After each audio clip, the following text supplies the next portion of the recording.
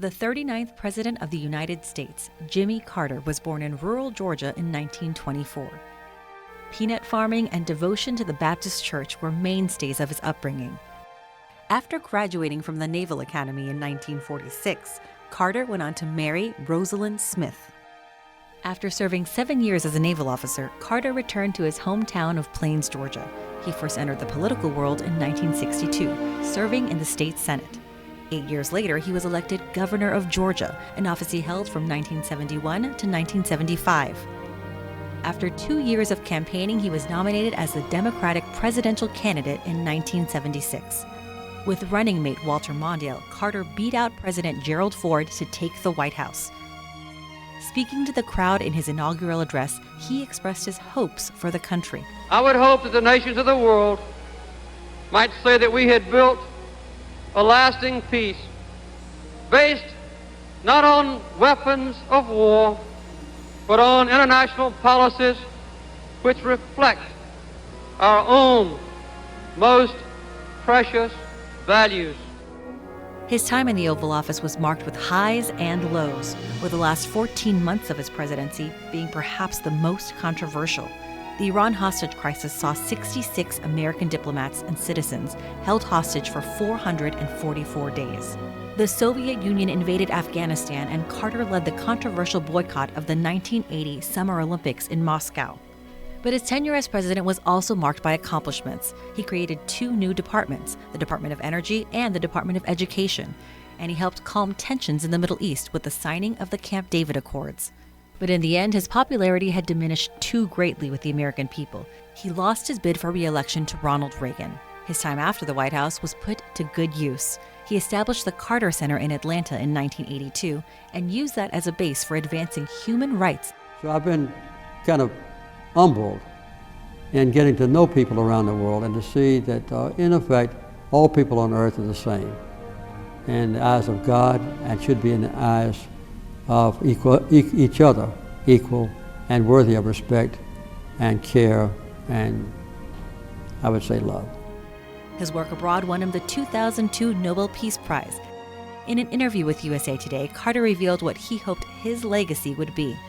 Human rights and peace would be the 2 things that I'd like to be remembered for, as well as being a good grandfather. The fundamental force that unites us is not kinship or place of origin or religious preference. The love of liberty is a common blood that flows in our American veins.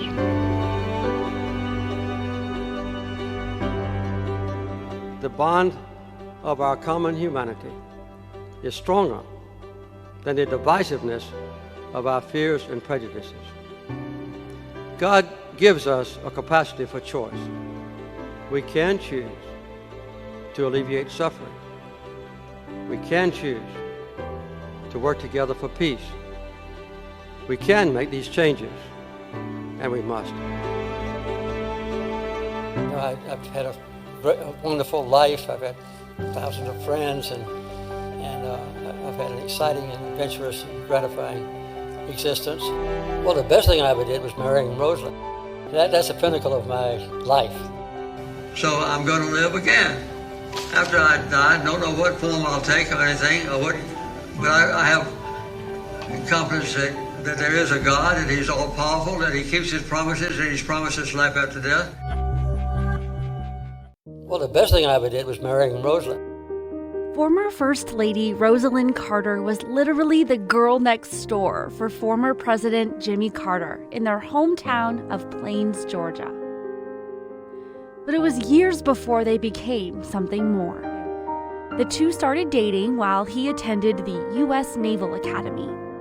He knew he wanted to marry her after their first date. They tied the knot the summer he graduated. That's the pinnacle of my life. They were inseparable despite moves from naval station to naval station, then back to Georgia to take over the family farming business when Carter's dad passed away. They stuck together from the campaign trail to the White House, where the First Lady was also an envoy and advocate for mental health. Speak out and get people talking about mental illness so that everybody in our country can realize that it's just an illness like any other illness. After leaving office, the couple founded the Carter Center in Atlanta and volunteered across the globe. I'm proud that he stands for human rights and peace all over the world. They always came back home to Georgia and their family. He's a good father, good grandfather, good great-grandfather.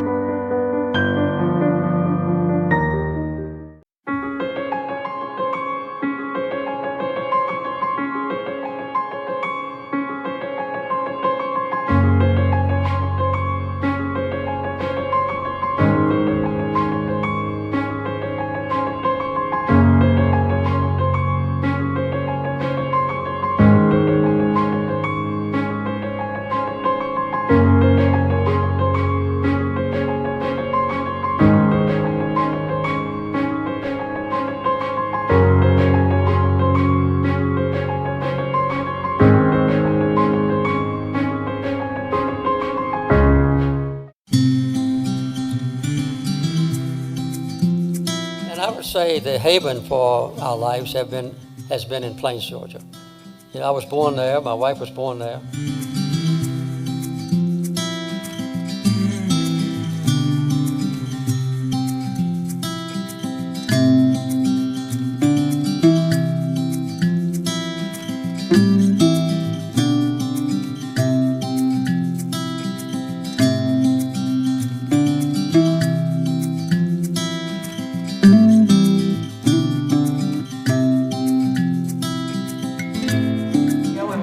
For what he's done for our little town, and we just want to respect that and keep his honor him for many, many years.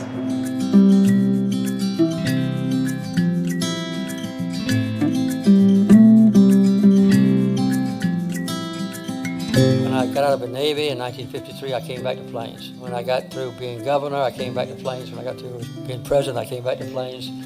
And now, no matter where we are in the world, we're always looking forward to getting back home.